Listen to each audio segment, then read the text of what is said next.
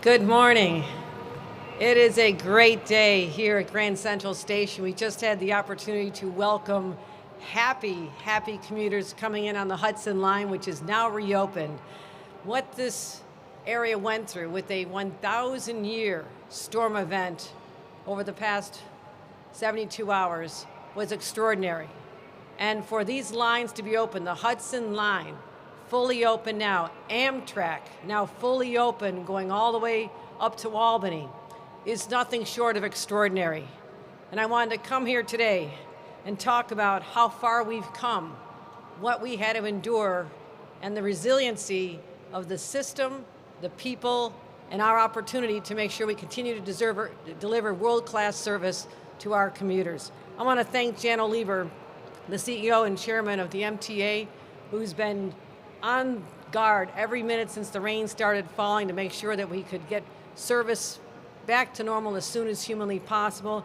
Catherine Rinaldi, you and your teams did an amazing job, given that this easily could have taken not just weeks, days, but weeks to be able to restore the full service. And as I saw in the faces of our commuters who are now back to work here in Midtown, they are so grateful of the extraordinary effort done by you, our crews, our workers, the union workers who were such an important part of this.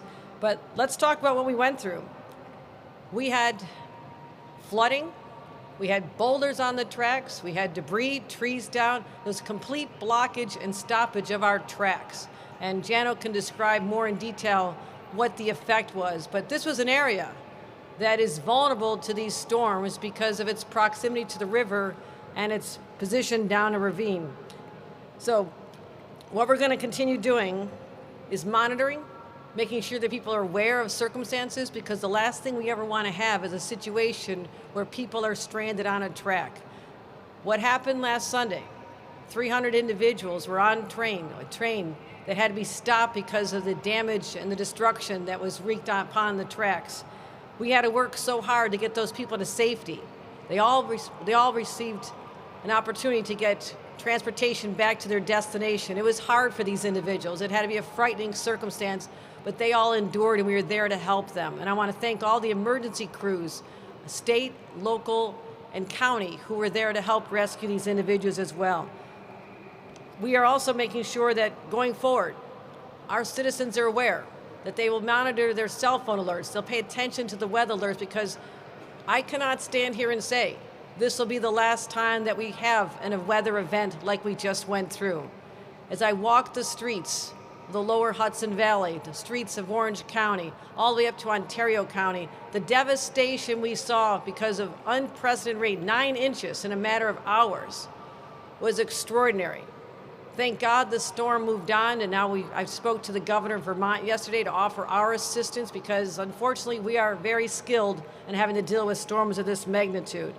But I want, once again, today is about returning to normal. To all the commuters who's had their lives disrupted as we had to work feverishly through day and night to get the tracks restored to normal levels, I want to thank them for their patience. I want to thank all the businesses who were disrupted during this period. But as I was saying, this could have been such a longer process. And people did not anticipate that not just the Hudson line, where we just greeted visitors and our commuters today, but also Amtrak. No one could have foreseen that it would be open on the Wednesday after this horrific storm over the past few days. So I'm grateful to everybody who was involved in this Herculean effort, and I want to turn it over to Jano Lieber and thank him for all he has done as well.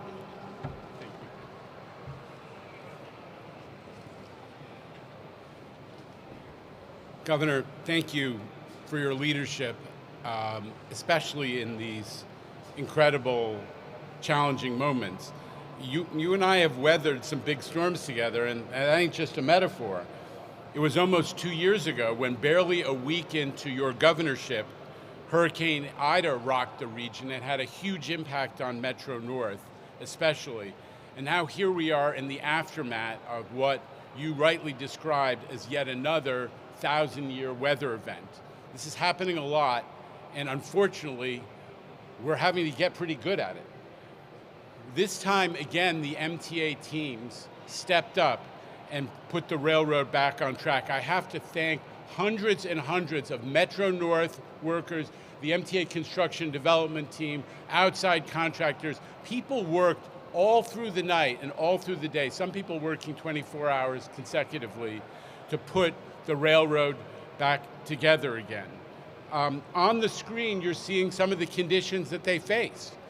There were boulders on the track, trees all over the track, and probably most highest impact, there were washouts. Remember, these tracks are adjacent to the Hudson River, and they're down some steep inclines, so the water is pouring down on them, and it's washing out the structure of the track, making it impossible. The track wants to be in the river, as you see, but look at what they accomplished to put the railroad back together again. Governor, emergency management has been one of the hallmarks of your governorship.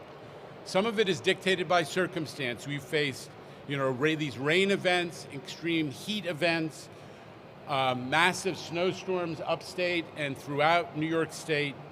And you've made it a priority for us to be ready and to know how to take action when those events happen. And thanks in part to your leadership on this issue, the MTA team this time worked even faster than under Hurricane Ida. What took us a week, we did in 2 days. And yesterday, just less than 48 hours after the storm, we had 93% of our customers on Metro North getting service. Yesterday, 93% of Metro North customers had service, and today we are restoring service to all Metro North stations. That is amazing. Credit to Kathy Rinaldi. I don't know if everybody recognizes this, but Kathy Rinaldi leads both MTA railroads. I always say she's doing the job of two men and hitting it out of the park. So Kathy, thank you. Listen, as we continue to experience more frequent extreme weather events, and it seems to be what's happening, we encourage riders to look at the MTA Train Time app or the MTA website to keep up with what's going on. Literally this week, we launched a new additional customer alert operation by text. So I just want to mention that you can sign up for real-time updates on your specific line, whatever train you ride, whatever bus you ride, so you know if it's being disrupted by one of these events. So you text ALERT, capital ALERT, to 511-682. So text to 511-682 ALERT, and you can customize your weather and disruption alerts. We're excited to be able to provide this additional service to our customers. And thank you again, Governor, for your tremendous leadership. So you got the word. The trains are back. And under normal circumstances, this is quite extraordinary, and Kathy Rinaldi gets a lot of credit for this. These trains have been running 97% on time, except for when there's a 1,000-year weather event. So I want to commend you once again for doing what we have all thought was so important, is giving reliability, exceptional service to our commuters and our customers. So with that, we'll be happy to take any questions. All right, Janice, you back there in the green from WABC.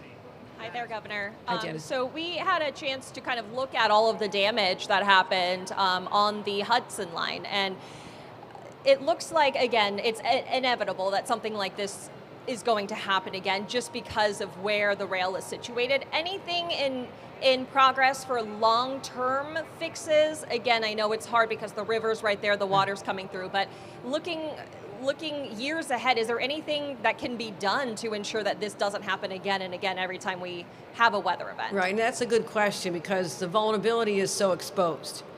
We know these tracks, which have been there for 100 years, are in a situation where they're connecting communities, but the thought of moving the tracks away from the water would also be a major challenge and be disruptive. So I don't know if there's been any talk about that, but it seems to me that it'd be a real challenge to do that and successfully serve those communities that have literally been built up around the tracks and around the stations, and this is their lifeline, this is their connection to their jobs and to their lives. And so I don't foresee that happening, but we have the opportunity to build up resiliency in terms of the shoreline, in terms of the hills, the ravines. So that is something we should be looking at given, again, I've been governor less than 2 years. This is the second massive event where we've had to shut down service because of our tracks being literally obliterated for a short time,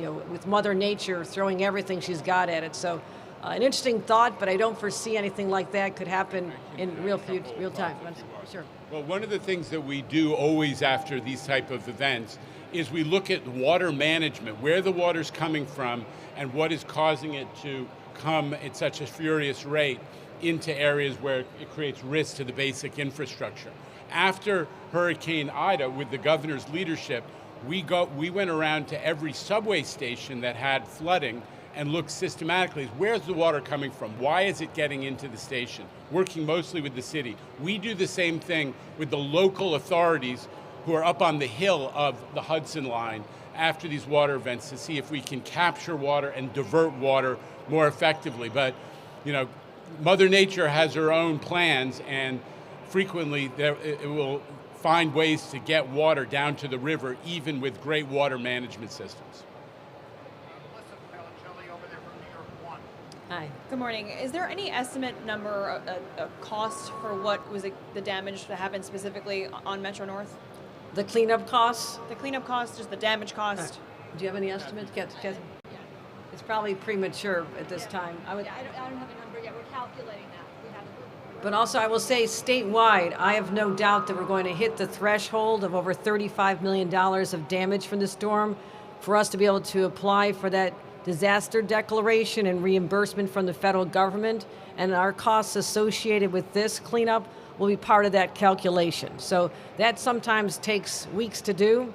And I know it takes a while to get the money reimbursed. When we had the Buffalo blizzard, we applied immediately, and it took till March to get the reimbursement. So to the communities larger than just what we're talking about here today, but the many communities that I visited that were so devastated by this storm are looking for support, they should know that we are aggressively doing the calculations of the costs right now. We'll get those submitted to the federal government, and I can anticipate reimbursements will help with this cleanup as well. All right, thank you. Thanks, everybody. Thank you. Thank you. Governor.